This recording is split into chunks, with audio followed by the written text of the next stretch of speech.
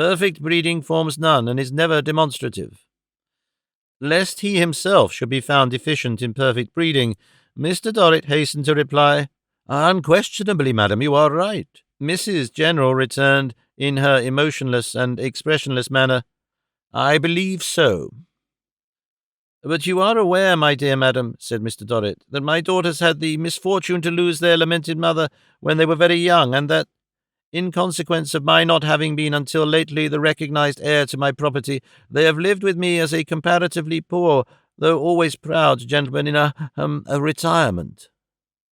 I do not, said Mrs. General, lose sight of the circumstance. Madam, pursued Mr. Dorrit, of my daughter Fanny under her present guidance, and with such an example constantly before her, Mrs. General shut her eyes. I have no misgivings. There is adaptability of character in Fanny, but my younger daughter, Mrs. General, rather worries and vexes my thoughts. I must inform you that she has always been my favourite. There is no accounting, said Mrs. General, for these partialities. Ah, no, assented Mr. Dorrit. No. Now, madam, I am troubled by noticing that Amy is not, so to speak, one of ourselves. She does not care to go about with us. She is lost in the society we have here. Our tastes are evidently not her tastes, which, said Mr. Dorrit, summing up with judicial gravity, is to say, in other words, that there is something wrong in Amy. May we incline to the supposition, said Mrs. General, with a little touch of varnish, that something is referable to the novelty of the position? Excuse me, madam, observed Mr. Dorrit rather quickly. The daughter of a gentleman, though himself at one time comparatively far from affluent, and herself reared in a retirement, need not of necessity find this position so very novel. True, said Mrs. General, true.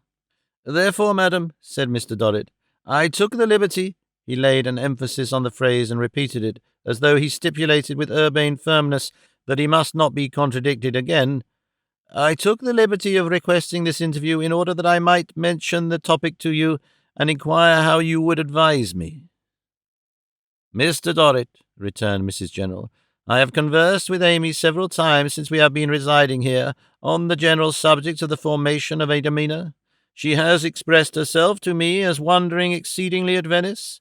I have mentioned to her that it is better not to wonder. I have pointed out to her that the celebrated Mr. Eustace, the classical tourist, did not think much of it, and that he compared the Rialto, greatly to its disadvantage, with Westminster and Blackfriars Bridges. I need not add, after what you have said, that I have not yet found my arguments successful. You do me the honour to ask me what to advise. It always appears to me, if this should prove to be a baseless assumption, I shall be pardoned, that Mr. Dorrit has been accustomed to exercise influence over the minds of others. Madam, said Mr. Dorrit, I have been the head of a considerable community. You are right in supposing that I am not unaccustomed to an influential position. I am happy, returned Mrs. General, to be so corroborated. I would therefore the more confidently recommend that Mr. Dorrit should speak to Amy himself, and make his observations and wishes known to her.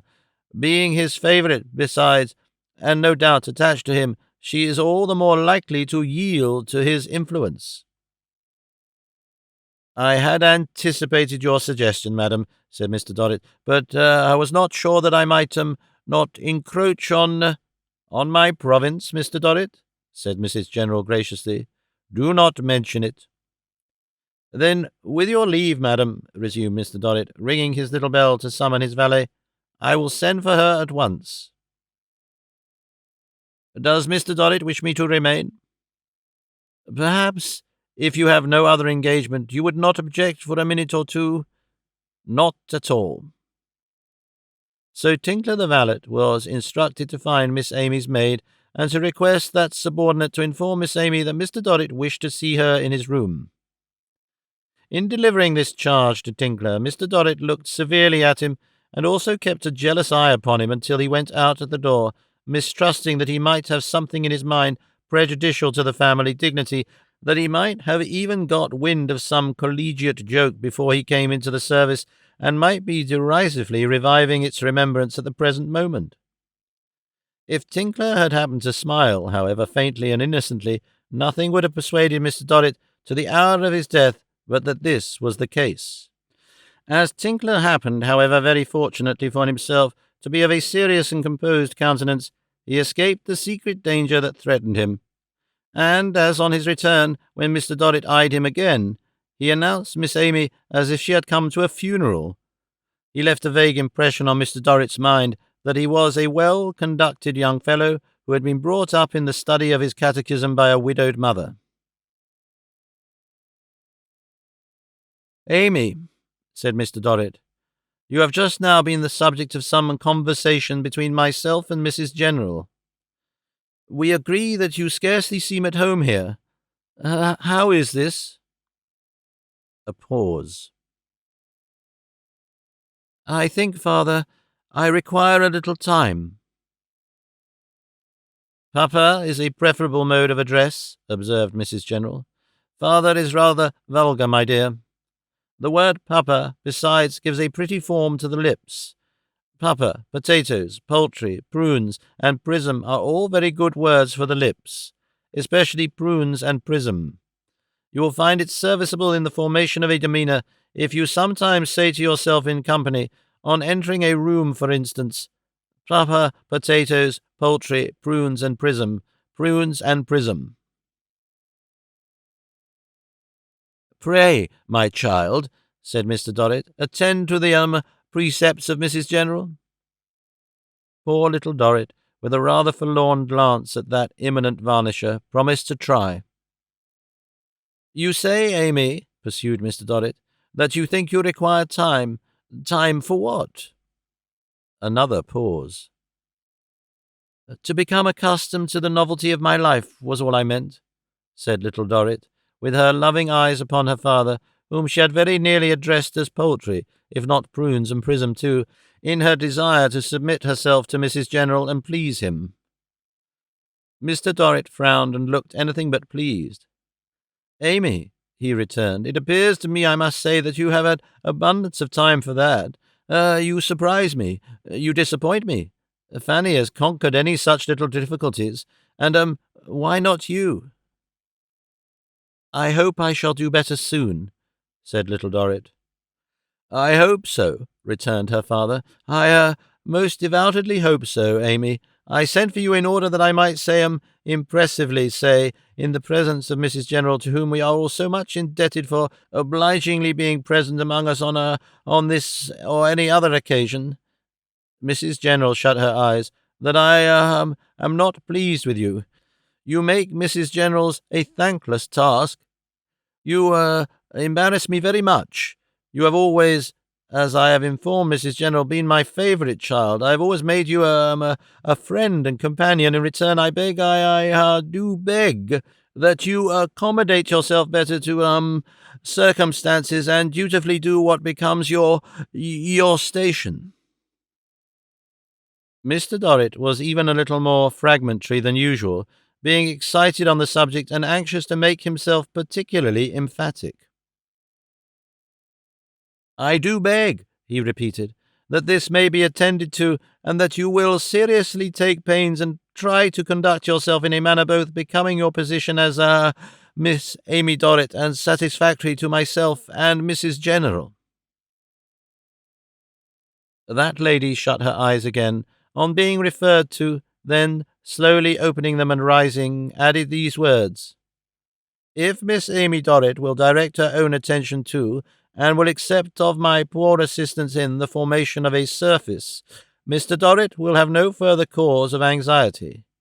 May I take this opportunity of remarking, as an instance in point, that it is scarcely delicate to look at vagrants with the attention which I have seen bestowed upon them by a very dear young friend of mine. They should not be looked at. Nothing disagreeable should ever be looked at, apart from such a habit standing in the way of that graceful equanimity of surface which is so expressive of good breeding it hardly seems compatible with refinement of mind, a truly refined mind, will seem to be ignorant of the existence of anything that is not perfectly proper, placid, and pleasant." Having delivered this exalted sentiment, Mrs. General made a sweeping obeisance and retired with an expression of mouth indicative of prunes and prism. Little Dorrit, whether speaking or silent, had preserved her quiet earnestness and her loving look. It had not been clouded except for a passing moment until now, but now that she was left alone with him, the fingers of her lightly folded hands were agitated, and there was repressed emotion in her face. Not for herself. She might feel a little wounded, but her care was not for herself. Her thoughts still turned, as they always had turned, to him. A faint misgiving which had hung about her since their accession to fortune, that even now she could never see him as he used to be before the prison days, had gradually begun to assume form in her mind. She felt that, in what he had just now said to her, and in his whole bearing towards her, there was the well-known shadow of the Marshalsea wall. It took a new shape, but it was the old sad shadow. She began with sorrowful unwillingness to acknowledge to herself that she was not strong enough to keep off the fear that no space in the life of man could overcome that quarter of a century behind the prison bars. She had no blame to bestow upon him, therefore nothing to reproach him with, no emotions in her faithful heart, but great compassion and unbounded tenderness.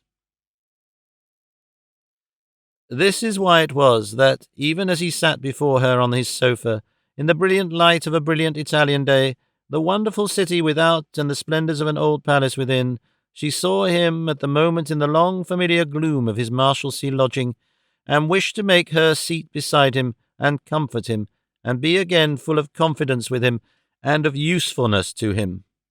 If he divined what was in her thoughts, his own were not in tune with it. After some uneasy moving in his seat, he got up and walked about, looking very much dissatisfied. "Is there anything else you wish to say to me, dear father?" No, nothing else. I am sorry you have not been pleased with me, dear. I hope you will not think of me with displeasure now.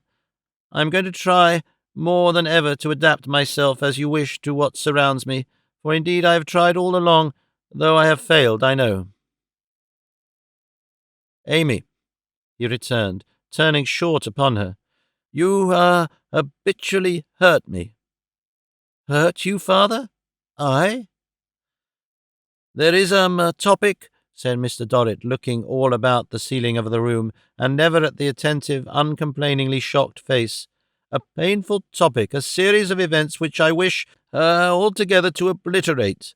This is understood by your sister, who has already remonstrated with you in my presence. It is understood by your brother. It is understood by everyone of delicacy and sensitiveness, except yourself. I am sorry to say, except yourself. You, Amy, you alone, and only you, constantly revive the topic, though not in words." She laid her hand on his arm. She did nothing more. She gently touched him. The trembling hand may have said, with some expression, "Think of me, think how I have worked, think of my many cares." But she said not a syllable herself. There was a reproach in the touch so addressed to him that she had not foreseen, or she would have withheld her hand. He began to justify himself in a heated, stumbling, angry manner which made nothing of it. "I was there all those years. I was universally acknowledged as the head of the place. I caused you to be respected there, Amy. I gave my family a position there. I deserve a return. I claim a return. I say, sweep it off the face of the earth and begin afresh. Is that much? I ask, is that much?" He did not once look at her as he rambled on in this way, but gesticulated at and appealed to the empty chair. "I have suffered. Probably I know how much I have suffered better than anyone. I say than anyone. If I can put that aside, if I can eradicate the marks of what I have endured and can emerge before the world a gentleman unspoiled, unspotted, Is it a great deal to expect? I say again, is it a great deal to expect that my children should do the same and sweep that accursed experience off the face of the earth?" In spite of his flustered state, he made all these exclamations in a carefully suppressed voice, lest the valet should overhear anything. "Accordingly they do it. Your sister does it, your brother does it, you alone, my favourite child, whom I made the friend and companion of my life when you were a mere baby, do not do it. You alone say you can't do it. I provide you with valuable assistants to do it. I attach an accomplished and highly bred lady, our Mrs. General, to you for the purpose of doing it. Is it surprising that I should be displeased? Is it necessary that I should defend myself for expressing my displeasure? No. Notwithstanding which, he continued to defend himself without any abatement of his flushed mood. I am careful to appeal to that lady for confirmation before I express any displeasure at all. I necessarily make that appeal within limited bounds, or I should render legible by that lady what I desire to be blotted out. Am I selfish? Do I complain for my own sake? No, no, principally for, your sake, Amy." This last consideration plainly appeared, from his manner of pursuing it, to have just that instant come into his head. "I said I was hurt, so I am. So I am determined to be, whatever is advanced to the contrary. I am hurt that my daughter, seated in the lap of fortune, should mope and retire and proclaim herself unequal to her destiny. I am hurt that she should systematically reproduce what the rest of us blot out, and seem, I had almost said positively anxious to announce to wealthy and distinguished society that she was born and bred in a place that I myself decline to name. But there is no inconsistency, not the least, in my feeling, and yet complaining principally for your sake, Amy. I say again, I do. It is for your sake that I wish you, under the auspices of Mrs. General, to form a surface. It is for your sake that I wish you to have a truly refined mind, and in the striking words of Mrs. General, to be ignorant of everything that is not perfectly proper, placid, and pleasant." He had been running down by jerks during his last speech, like a sort of ill-adjusted alarum. The touch was still upon his arm. He fell silent, and after looking about the ceiling again for a little while, looked down at her. Her head dropped, and he could not see her face, but her touch was tender and quiet, and in the expression of her dejected figure there was no blame, nothing but love. He began to whimper, just as he had done that night in the prison when she afterwards sat at his bedside till morning, exclaimed that he was a poor ruin and a poor wretch in the midst of his wealth, and clasped her in his arms. "Hush, hush, my own dear, kiss me," was all she said to him. His tears were soon dried, much sooner than on the former occasion, and he was presently afterwards very high with his valet, as a way of righting himself for having shed any. With one remarkable exception to be recorded in its place, this was the only time in his life of freedom and fortune when he spoke to his daughter Amy of the old days. But now the breakfast hour arrived, and with it Miss Fanny from her apartment and Mr. Edward from his apartment. Both these young persons of distinction were something the worse for late hours. As to Miss Fanny, she had become the victim of an insatiate mania for what she called going into society, and would have gone into it head foremost 50 times between sunset and sunrise if so many opportunities had been at her disposal. As to Mr. Edward, he, too, had a large acquaintance, and was generally engaged, for the most part, in dicing circles or others of a kindred nature, during the greater part of every night. For this gentleman, when his fortunes changed, had stood the great advantage of being already prepared for the highest associates, and having little to learn, so much was he indebted to the happy accidents which had made him acquainted with horse-dealing and billiard-marking. At breakfast, Mr. Frederick Dorrit likewise appeared. As the old gentleman inhabited the highest story of the palace, where he might have practised pistol-shooting without much chance of discovery by the other inmates, his younger niece had taken courage to propose the restoration to him of his clarionet, which Mr. Dorrit had ordered to be confiscated, but which she had ventured to preserve. Notwithstanding some objections from Miss Fanny that it was a low instrument, and that she detested the sound of it, the concession had been made. But it was then discovered that he had had enough of it, and never played it, now that it was no longer his means of getting bread.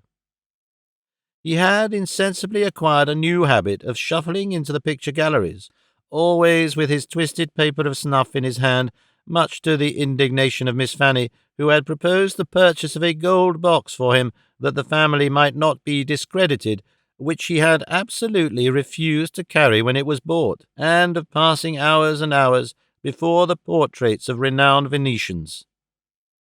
It was never made out what his dazed eyes saw in them, whether he had an interest in them merely as pictures, or whether he confusedly identified them with a glory that was departed, like the strength of his own mind. But he paid his court to them with great exactness, and clearly derived pleasure from the pursuit. After the first few days, little Dorrit happened one morning to assist at these attentions. It so evidently heightened his gratification that she often accompanied him afterwards, and the greatest delight of which the old man had shown himself susceptible since his ruin arose out of these excursions, when he would carry a chair about for her from picture to picture, and stand behind it, in spite of all her remonstrances, silently presenting her to the noble Venetians. It fell out at this family breakfast he referred to their having seen in a gallery on the previous day the lady and gentleman whom they had encountered on the Great St. Bernard. "I forget the name," said he. "I dare say you remember them, William." "I dare say you do, Edward." "I remember 'em well enough," said the latter. "I should think so," observed Miss Fanny, with a toss of her head and a glance at her sister. "But they would not have been recalled to our remembrance, I suspect, if Uncle hadn't tumbled over the subject." "My dear, what a curious phrase," said Miss General. "Would not inadvertently lighted upon, or accidentally referred to, be better?" "Thank you very much, Mrs. General," returned the young lady. "No, I think not. On the whole, I prefer my own expression." This was always Miss Fanny's way of receiving a suggestion from Mrs. General, but she always stored it up in her mind and adopted it at another time. "I should have mentioned our having met Mr. and Mrs. Gowan, Fanny," said little Dorrit, "even if Uncle had not. I have scarcely seen you since, you know. I meant to have spoken of it at breakfast, because I should like to pay a visit to Mrs. Gowan, and to become better acquainted with her, if Papa and Mrs. General do not object."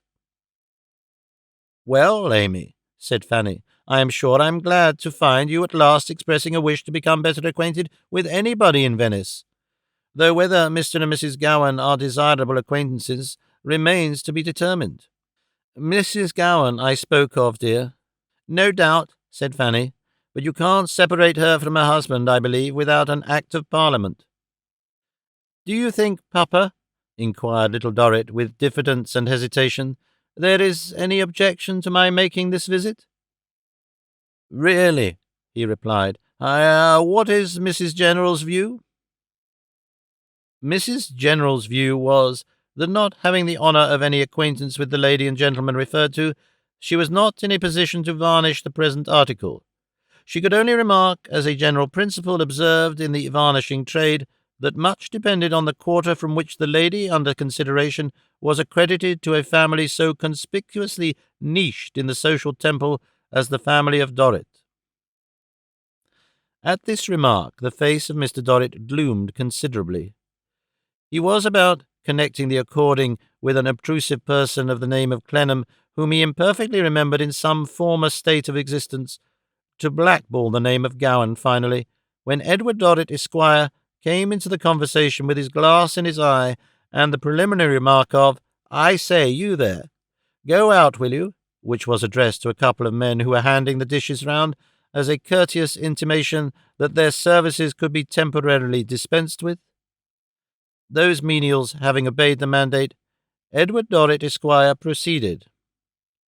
Perhaps it's a matter of policy to let you all know that these gowans, in whose favour, or at least the gentleman's, I can't be supposed to be much prepossessed myself, are known to people of importance, if that makes any difference." "That, I would say," observed the fair varnisher, "makes the greatest difference, the connection in question being really people of importance and consideration." "As to that," said Edward Dorrit, Esquire, "I'll give you the means of judging for yourself. You are acquainted, perhaps, with the famous name of Merdle?" "The great Merdle?" exclaimed Mrs. General. "The Merdle," said Edward Dorrit, Esquire. "They are known to him. Mrs. Gowan, I mean the Dowager, my polite friend's mother, is intimate with Mrs. Merdle, and I know these two to be on their visiting list." "If so, a more undeniable guarantee could not be given," said Mrs. General to Mr. Dorrit, raising her gloves and bowing her head, as if she were doing homage to some visible graven image. "I beg to ask, my son, from motives of curiosity," Mr. Dorrit observed, with a decided change in his manner, "how he becomes possessed of this, timely information?" "Oh, it's not a long story, sir," returned Edward Dorrit, Esquire, "and you should have it out of hand. To begin with, Mrs. Merdle is the lady you had the parley with at what's-his-name's place." "Martigny?" interposed Miss Fanny, with an air of infinite languor. "Martigny?" assented her brother, with a slight nod and a slight wink, in acknowledgment of which Miss Fanny looked surprised and laughed and reddened. "How can that be, Edward?" said Mr. Dorrit. "You informed me that the name of the gentleman with whom you conferred was Sparkler. Indeed, you showed me his card, Sparkler." "No doubt of it, father, but it doesn't follow that his mother's name must be the same. Mrs. Merdle was married before, and he is our son. She is in Rome now, where probably we shall know more of her, as you decide to winter there.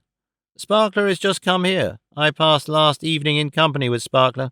Sparkler is a very good fellow on the whole, though rather a bore on one subject, in consequence of being tremendously smitten with a certain young lady." Here Edward Dorrit, Esquire, eyed Mrs. Fanny through his glass across the table. "We happened last night to compare notes about our travels, and I had the information I have given you from Sparkler himself." Here he ceased, continuing to eye Miss Fanny through his glass, with a face much twisted, and not ornamentally so, in part by the action of keeping his glass in his eye, and in part by the great subtlety of his smile.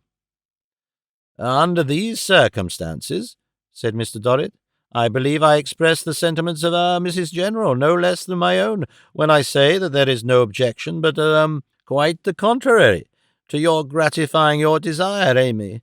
I trust I may hail this desire," said Mr. Dorrit, in an encouraging and forgiving manner, "as an auspicious omen.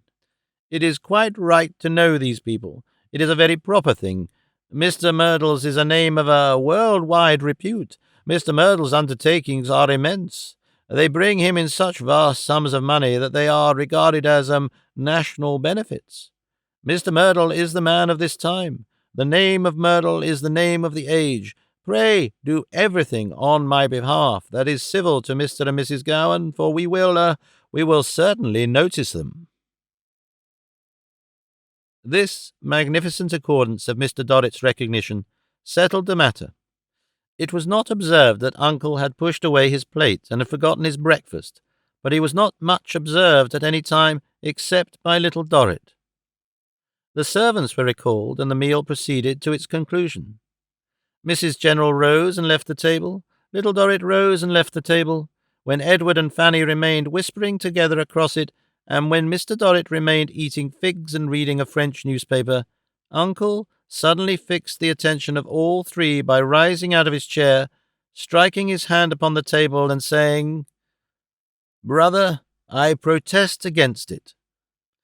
If he had made a proclamation in an unknown tongue, and given up the ghost immediately afterwards, he could not have astounded his audience more.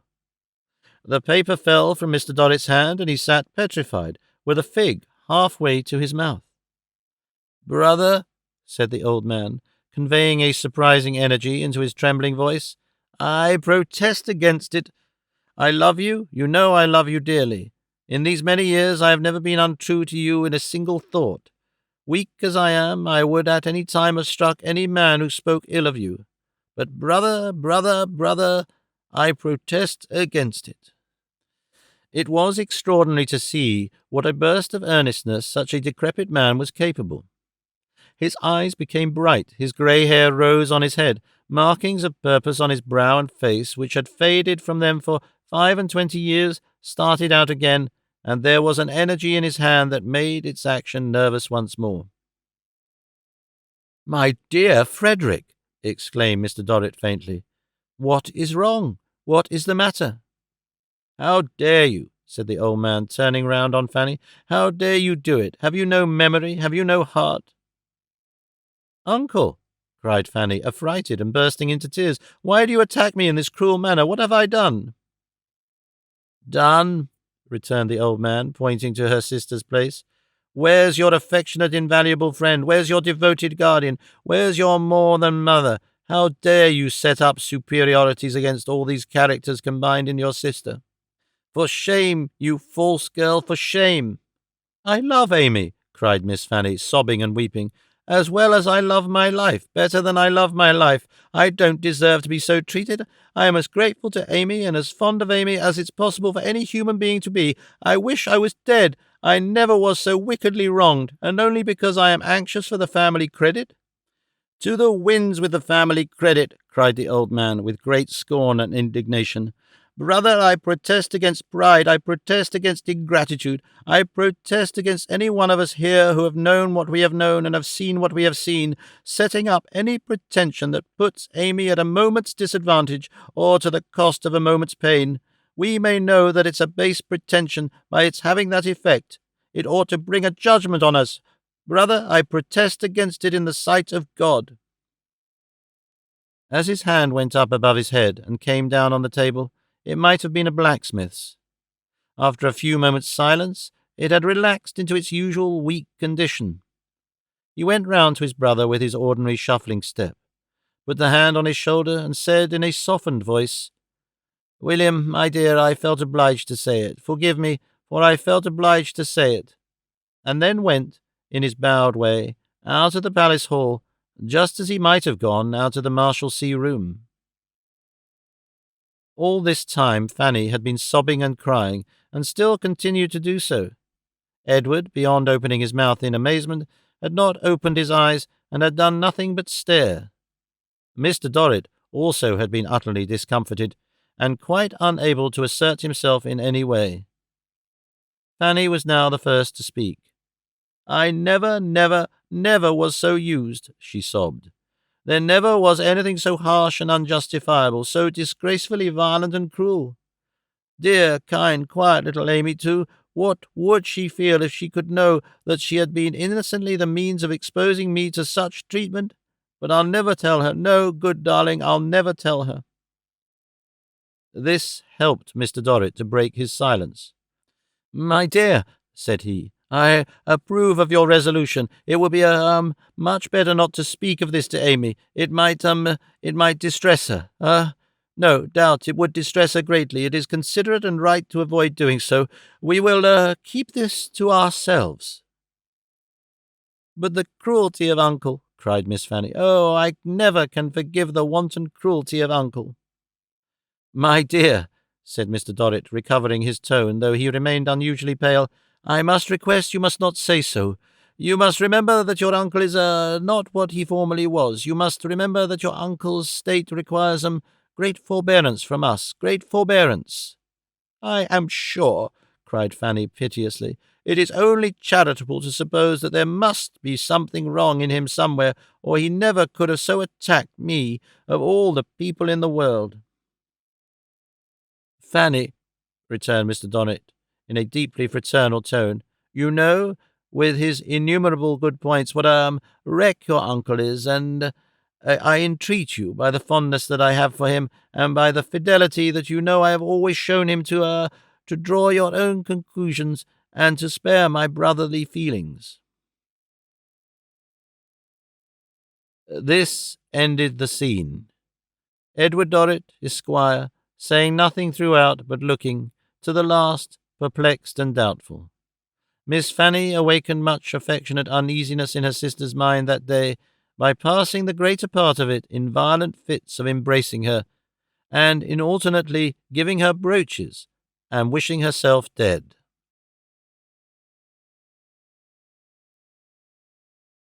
Chapter 6. Something Right Somewhere. To be in the halting state of Mr. Henry Gowan, to have left one of two powers in disgust, to want the necessary qualifications for finding promotion with another, and to be loitering moodily about on neutral ground, cursing both, is to be in a situation unwholesome for the mind, which time is not likely to improve. The worst class of sum worked in the everyday world is ciphered by the diseased arithmeticians who are always in the rule of subtraction as to the merits and successes of others, and never in addition as to their own. The habit, too, of seeking some sort of recompense in the discontented boast of being disappointed is a habit fraught with degeneracy. A certain idle carelessness and recklessness of consistency soon comes of it. To bring deserving things down by setting undeserving things up is one of its perverted delights, and there is no playing fast and loose with the truth in any game without growing the worse for it. In his expressed opinions of all performances in the art of painting that were completely destitute of merit, Gowan was the most liberal fellow on earth. He would declare such a man to have more power in his little finger, provided he had none, than such another had, provided he had much, in his whole mind and body. If the objection were taken that the thing commended was trash, he would reply on behalf of his art, "My good fellow, what do we all turn out but trash? I turn out nothing else, and I make you a present of the confession." To make a vaunt of being poor was another of the incidents of his splenetic state, though this may have had the design in it of showing that he ought to be rich, just as he would publicly laud and decry the Barnacles, lest it should be forgotten that he belonged to the family. Howbeit, these two subjects were very often on his lips, and he managed them so well that he might have praised himself by the month together, and not have made himself out half so important as a man as he did by his light disparagement of his claims on anybody's consideration. Out of this same airy talk of his, it always soon came to be understood, wherever he and his wife went, that he had married against the wishes of his exalted relations, and had had much ado to prevail on them to countenance her.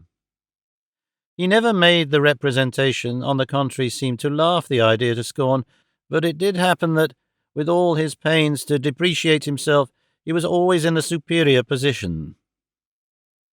From the days of their honeymoon, Minnie Gowan felt sensible of being usually regarded as the wife of a man who had made a descent in marrying her, but whose chivalrous love for her had cancelled that inequality. To Venice they had been accompanied by Monsieur Blondois of Paris, and at Venice Monsieur Blondois of Paris was very much in the society of Gowan. When they had first met this gallant gentleman at Geneva, Gowan had been undecided whether to kick him or to encourage him, and had remained for about 24 hours so troubled to settle the point to his satisfaction that he had thought of tossing up a 5-franc piece on the terms, tails kick, heads encourage, and abiding by the voice of the oracle. It chanced, however, that his wife expressed a dislike to the engaging Blondois, and that the balance of feeling in the hotel was against him. Upon it, Gowan resolved to encourage him. Why this perversity, if it were not in a generous fit? Which it was not. Why should Gowan, very much of the superior of Blondois of Paris, and very well able to pull that prepossessing gentleman to pieces and find out the stuff he was made of, take up with such a man? In the first place, he opposed the first separate wish he observed in his wife, because her father had paid his debts, and it was desirable to take an early opportunity of asserting his independence. In the second place, he opposed the prevalent feeling, because with many capacities of being otherwise, he was an ill-conditioned man. He found a pleasure in declaring that a courtier with the refined manners of Blondois ought to rise to the greatest distinction in any polished country. He found a pleasure in setting up Blondois as the type of elegance and making him a satire upon others who piqued themselves on personal graces. He seriously protested that the beau of Blondois was perfect, that the address of Blondois was irresistible, that the picturesque ease of Blondois would be cheaply purchased if it were not a gift, and unpurchasable for 100,000 francs.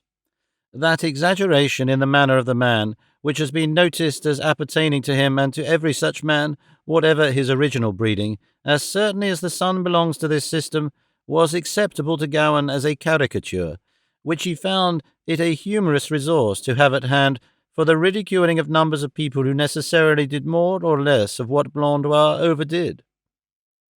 Thus he had taken up with him, and thus, negligently strengthening these inclinations with habit, and idly deriving some amusement from his talk, he had glided into a way of having him for a companion.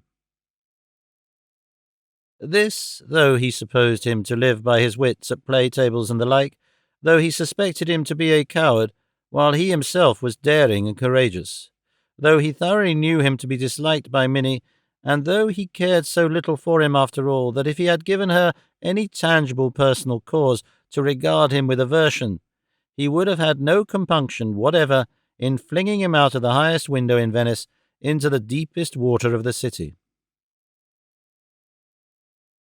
Little Dorrit would have been glad to make her visit to Mrs. Gowan alone, but as Fanny, who had not yet recovered from her uncle's protest, though it was 24 hours of age, pressingly offered her company, the two sisters stepped together into one of the gondolas under Mr. Dorrit's window, and, with the courier in attendance, were taken in a high state to Mrs. Gowan's lodging. In truth, their state was rather too high for the lodging, which was, as Fanny complained, fearfully out of the way, and which took them through a complexity of narrow streets of water which the same lady disparaged as mere ditches. The house, on a little desert island, looked as if it had broken away from somewhere else and had floated by chance into its present anchorage in company with a vine almost as much in want of training as the poor wretches who were lying under its leaves. The features of the surrounding picture were a church with hoarding and scaffolding about it, which had been under superstitious repair so long that the means of repair looked 100 years old and had themselves fallen into decay. A quantity of washed linen, spread to dry in the sun, a number of houses at odds with one another and grotesquely out of the perpendicular like rotten pre-Adamite cheeses, cut into fantastic shapes and full of mites, and a feverish bewilderment of windows, with their lattice blinds all hanging askew, and something draggled and dirty dangling out of most of them. On the first floor of the house was a bank, a surprising experience for any gentleman of commercial pursuits, bringing laws for all mankind from a British city, where two spare clerks, like dried dragoons, in green velvet caps adorned with golden tassels, stood, bearded, behind a small counter in a small room, containing no other visible objects than an empty iron safe with the door open, a jug of water, and a papering of garland of roses, but who, on lawful requisition, by merely dipping their hands out of sight, could produce exhaustless mounds of 5-franc pieces. Below the bank was a suite of 3 or 4 rooms with barred windows, which had the appearance of a jail for criminal rats. Above the bank was Mrs. Gowan's residence. Notwithstanding that its walls were blotched, as if missionary maps were bursting out of them to impart geographical knowledge, notwithstanding that its weird furniture was forlornly faded and musty, and that the prevailing Venetian odour of bilge water and an ebb tide on a weedy shore was very strong, the place was better within than it promised. The door was opened by a smiling man like a reformed assassin, a temporary servant, who ushered them into the room where Mrs. Gowan sat, with the announcement that 2 beautiful English ladies were come to see the mistress. Mrs. Gowan, who was engaged in needlework, put her work aside in a covered basket, and rose a little hurriedly. Miss Fanny was excessively courteous to her, and said the usual nothings with the skill of a veteran. Papa was extremely sorry, proceeded Fanny, to be engaged today. He is so much engaged here, our acquaintance being so wretchedly large, and particularly requested me to bring his card for Mr. Gowan, that I may be sure to acquit myself of a commission which he impressed upon me at least a dozen times. Allow me to relieve my conscience by placing it on the table at once. Which she did with veteran ease. We have been, said Fanny, charmed to understand that you know the Myrtles. We hope it may be another means of bringing us together. They are friends, said Mrs. Gowan, of Mr. Gowan's family. I have not yet had the pleasure of a personal introduction to Mrs. Myrtle, but I suppose I shall be presented to her at Rome. Indeed, returned Fanny, with an appearance of amiably quenching her own superiority. I think you'll like her. You know her very well? Why, you see, said Fanny, with a frank action of her pretty shoulders, in London one knows everyone. We met her on our way here, and to say the truth, Papa was at first rather cross with her for taking one of the rooms that our people had ordered for us. However, of course, that soon blew over, and we were all good friends again. Although the visit had as yet given little Dorrit no opportunity of conversing with Mrs. Gowan, there was a silent understanding between them which did as well. She looked at Mrs. Gowan with keen and unabated interest. The sound of her voice was thrilling to her. Nothing that was near her or about her or at all concerned her escaped little Dorrit. She was quicker to perceive the slightest matter here than in any other case but one. You have been quite well, she now said, since that night? Quite, my dear, and you? Oh, I am always well, said little Dorrit, timidly. Yes, thank you. There was no reason for her faltering and breaking off, other than that Mrs. Gowan had touched her hand in speaking to her, and their looks had met. Something thoughtfully apprehensive in the large, soft eyes had checked little Dorrit in an instant. You don't know that you are a favourite of my husband's, that I am almost bound to be jealous of you, said Mrs. Gowan. Little Dorrit, blushing, shook her head. He will tell you, if he tells you what he tells me, that you are quieter and quicker of resource than any one he ever saw. He speaks far too well of me, said little Dorrit. I doubt that, but I don't at all doubt that I must tell him you are here. I should never be forgiven if I were to let you, and Miss Dorrit, go without doing so. May I? You can excuse the disorder and discomfort of a painter's studio. The inquiries were addressed to Miss Fanny, who graciously replied that she would be beyond anything interested and enchanted. Mrs. Gowan went to a door, looked in beyond it, and came back. Do Henry the favour to come in, said she. I knew he would be pleased. The first object that confronted little Dorrit, entering first, was Blondois of Paris, in a great cloak and a furtive slouched hat, standing on a thrown platform in a corner, as he had stood on the great St. Bernard, when the warning arms seemed to be all pointing up at him. She recoiled from this figure as it smiled at her. Don't be alarmed, said Gowan, coming from his easel behind the door. It's only Blondois. He is doing duty as a model today. I am making a study of him. It saves me money to turn him to some use. We poor painters have none to spare. Blondois of Paris pulled off his slouched hat and saluted the ladies without coming out of his corner.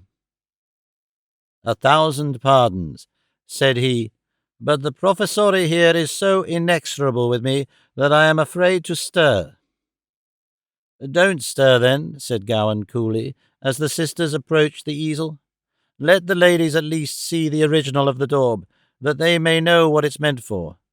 There he stands, you see. A bravo waiting for his prey, a distinguished noble waiting to save his country, the common enemy waiting to do somebody a bad turn, an angelic messenger waiting to do somebody a good turn, whatever you think he looks most like. Say, professore mio, a poor gentleman waiting to do homage to elegance and beauty, remarked Blondois. Or say, cattivo soggetto mio, returned Gowan, touching the painted face with his brush in the part where the real face had moved. A murderer after the fact. Show that white hand of yours, Blondois. Put it outside the cloak. Keep it still." Blondois' hand was unsteady, but he laughed, and that would naturally shake it. "He was formerly in some scuffle with another murderer, or with a victim, you observe," said Gowan, putting in the markings of the hand with a quick, impatient, unskilful touch. "And these are the tokens of it. Outside the cloak, man. Corpo di San Marco, what are you thinking of?" Blondois of Paris shook with a laugh again, so that his hand shook more. Now he raised it to twist his moustache, which had a damp appearance, and now he stood in the required position with a little new swagger. His face was so directed in reference to the spot where little Dorrit stood by the easel that throughout he looked at her. Once attracted by his peculiar eyes, she could not remove her own, and they had looked at each other all the time. She trembled now. Gowan, feeling it, and supposing her to be alarmed by the large dog beside him, whose head she caressed in her hand, and who had just uttered a low growl, glanced at her to say, "He won't hurt you, Miss Dorrit." "I'm not afraid of him," she returned in the same breath, "but you will look at him." In a moment Gowan had thrown down his brush and seized the dog with both hands by the collar. "Blondois, how can you be such a fool as to provoke him? By heaven, and the other place too, he'll tear you to bits. Lie down." "Lion, do you hear my voice, you rebel?" The great dog, regardless of being half choked by his collar, was obdurately pulling with his dead weight against his master, resolved to get across the room. He had been crouching for a spring at the moment when his master caught him. "Lion, Lion!" He was up on his hind legs, and it was a wrestle between master and dog. "Get back! Down, Lion! Get out of his sight, Blondois! What devil have you conjured into the dog?" "I have done nothing to him." "Get out of his sight, or I can't hold the wild beast. Get out of the room. By my soul, he'll kill you." The dog, with a ferocious bark, made one other struggle as Blondois vanished. Then, in the moment of the dog's submission, the master, little less angry than the dog, felled him with a blow on the head, and standing over him, struck him many times severely with the heel of his boot, so that his mouth was presently bloody. "Now, get you into that corner and lie down," said Gowan, "or I'll take you out and shoot you." Lion did as he was ordered, and lay down licking his mouth and chest. Lion's master stopped for a moment to take breath, and then, recovering his usual coolness of manner, turned to speak to his frightened wife and her visitors. Probably the whole occurrence had not occupied 2 minutes. "Come, come, Minnie, you know he is always good-humoured and tractable. Blondois must have irritated him, made faces at him. The dog has his likings and dislikings, and Blondois is no great favourite of his, but I am sure you will give him a character, Minnie, for never having been like this before." Minnie was too much disturbed to say anything connected in reply. Little Dorrit was already occupied in soothing her. Fanny, who had cried out twice or thrice, held Gowan's arm for protection. Lion, deeply ashamed of having caused them this alarm, came trailing himself along the ground to the feet of his mistress. "You furious brute," said Gowan, striking him with his foot again. "You shall do penance for this." And he struck him again and yet again. "Oh, pray, don't punish him any more," cried little Dorrit. "Don't hurt him. See how gentle he is." At her entreaty, Gowan spared him, and he deserved her intercession, for truly he was as submissive and as sorry and as wretched as a dog could be. It was not easy to recover this shock and make the visit unrestrained, even though Fanny had not been, under the best of circumstances, the least trifle in the way. In such further communications as passed among them before the sisters took their departure, little Dorrit fancied it was revealed to her that Mr. Gowan treated his wife, even in his very fondness, too much like a beautiful child. He seemed so unsuspicious of the depths of feeling which she knew must lie below that surface, that she doubted if there could be any such depths in himself. She wondered whether his want of earnestness might be the natural result of his want of such qualities, and whether it was with people as with ships, that, In too shallow and rocky waters, their anchors had no hold, and they drifted anywhere. He attended them down the staircase, jocosely apologizing for the poor quarters to which such poor fellows as himself were limited, and remarking that when the high and mighty Barnacles, his relatives, who would be dreadfully ashamed of them, presented him with better, he would live in better to oblige them. At the water's edge they were saluted by Blondois, who looked white enough after his late adventure, but who made very light of it notwithstanding, laughing at the mention of lion.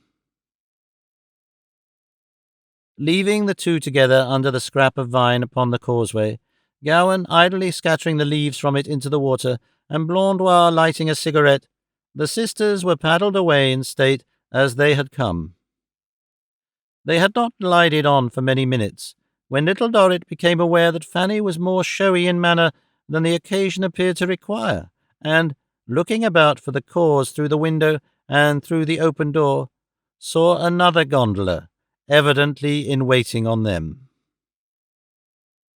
As this gondola attended their progress in various artful ways, sometimes shooting on ahead and stopping to let them pass, sometimes, when the way was broad enough, skimming along side by side with them, and sometimes following close astern, and as Fanny gradually made no disguise that she was playing off graces upon somebody within it, of whom she at the same time feigned to be unconscious, little Dorrit at length asked who it was, to which Fanny made the short answer, "That Gabby."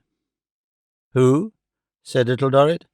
"My dear child," returned Fanny, in a tone suggesting that before her uncle's protest she might have said, "You little fool," instead. "How slow you are!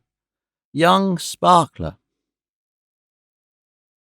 She lowered the window on her side, and, leaning back and resting her elbow on it negligently, fanned herself with a rich Spanish fan of black and gold.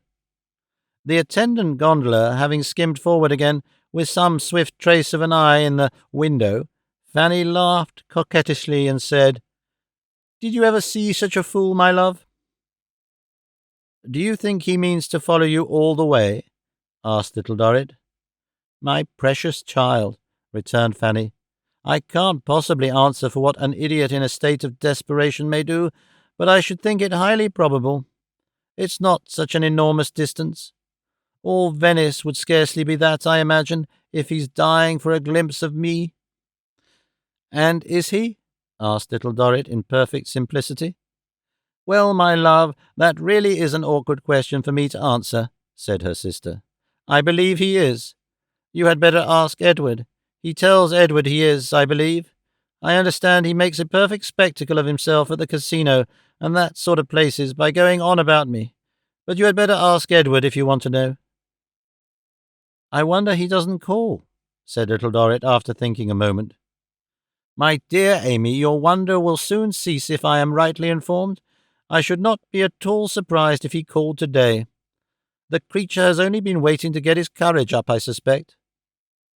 "Will you see him?" "Indeed, my darling," said Fanny, "that's just as it may happen. Here he is again. Look at him. Oh, you simpleton."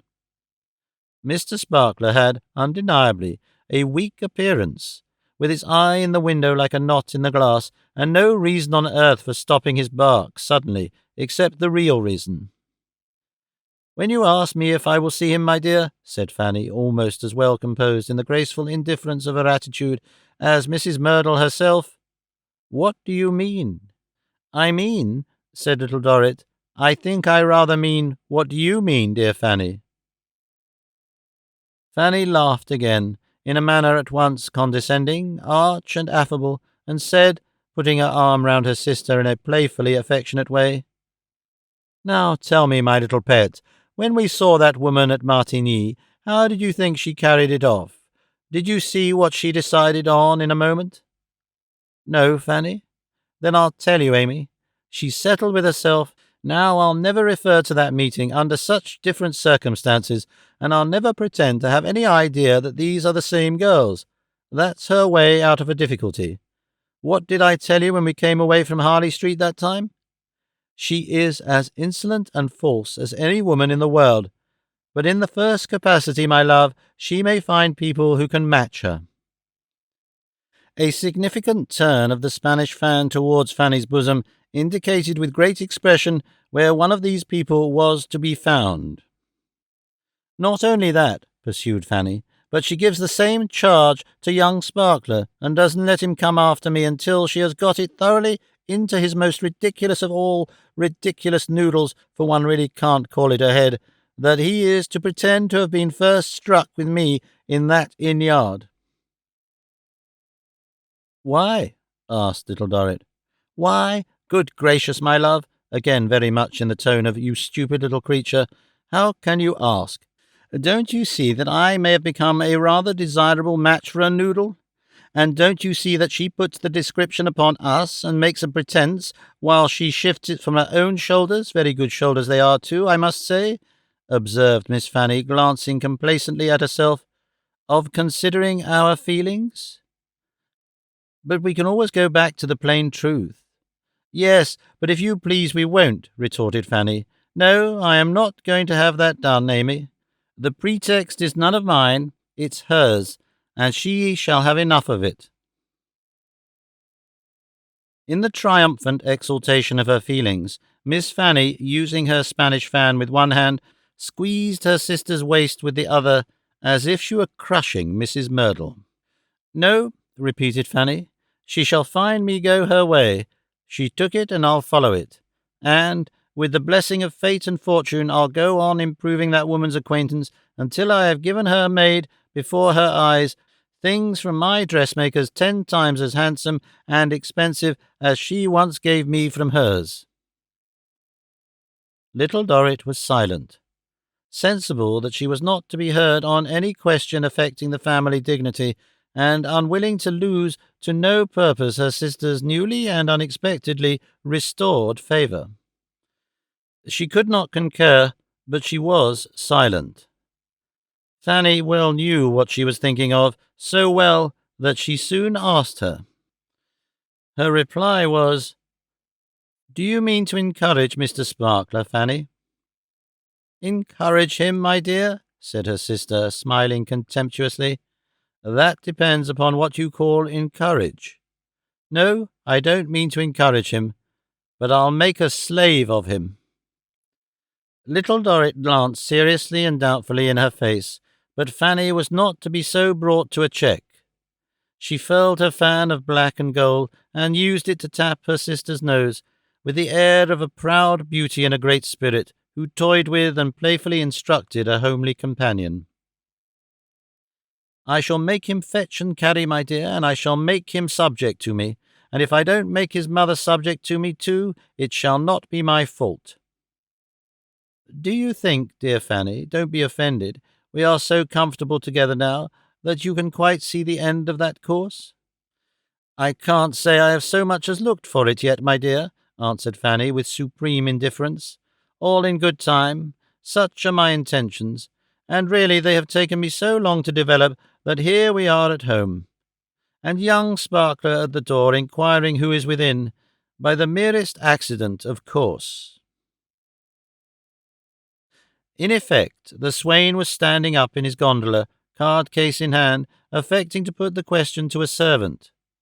This conjunction of circumstances led to his immediately afterwards presenting himself before the young ladies in a posture which in ancient times would not have been considered one of favourable augury for his suit, since the gondoliers of the young ladies, having been put to some inconvenience by the chase, so neatly brought their own boat in the gentlest collision with the bark of Mr. Sparkler, as to tip that gentleman over like a larger species of ninepin, and cause him to exhibit the soles of his shoes to the object of his dearest wishes, while the nobler portions of his anatomy struggled at the bottom of his boat in the arms of one of his men. However, as Miss Fanny called out with much concern, "Was the gentleman hurt?" Mr. Sparkler rose more restored than might have been expected, and stammered for himself with blushes, "Not at all so." Miss Fanny had no recollection of having seen him before, and was passing on with a distant inclination of her head when he announced himself by name. Even then she was in a difficulty from being unable to call it to mind until he explained that he had had the honour of seeing her at Martigny. Then she remembered him, and hoped his lady mother was well. "Thank you," stammered Mr. Sparkler. "She's uncommonly well, at least poorly." "In Venice?" said Miss Fanny. "In Rome," Mr. Sparkler answered. "I am here by myself. I came to call upon Mr. Edward Dorrit myself."